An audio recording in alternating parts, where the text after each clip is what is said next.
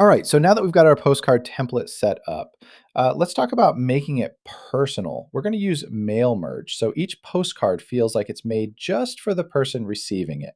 Like, hey, Dave, our tacos are 50% off this Tuesday, instead of something generic.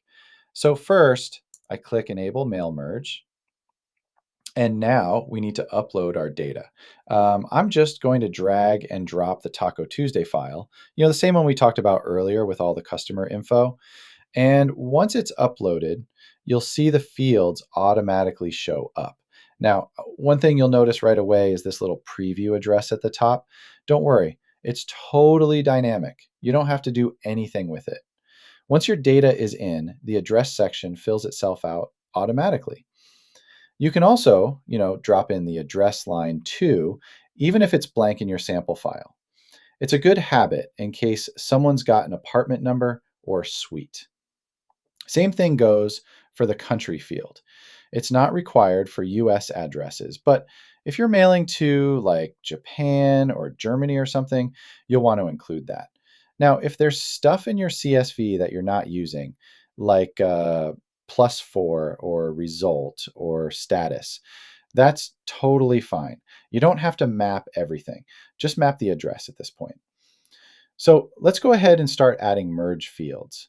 You may notice that we have all the data fields from the CSV file to choose from.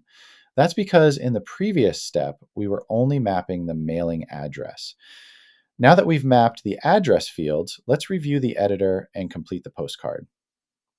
I'm going to add the first name right at the top, like Dave, comma. That makes it feel more personal.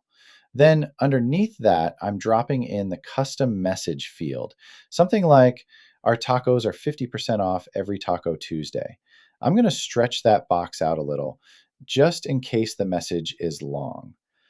Better to give it some breathing room than have it cut off. And finally, we'll add the promo code field. Because, yeah, every taco fan loves a good code. I'll stick that toward the bottom.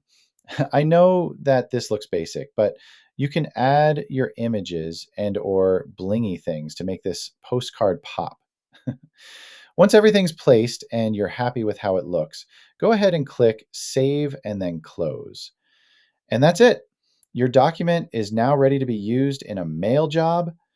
Next, we'll move on to Click2Mail's template setup and complete the remaining step on Click2Mail's main website.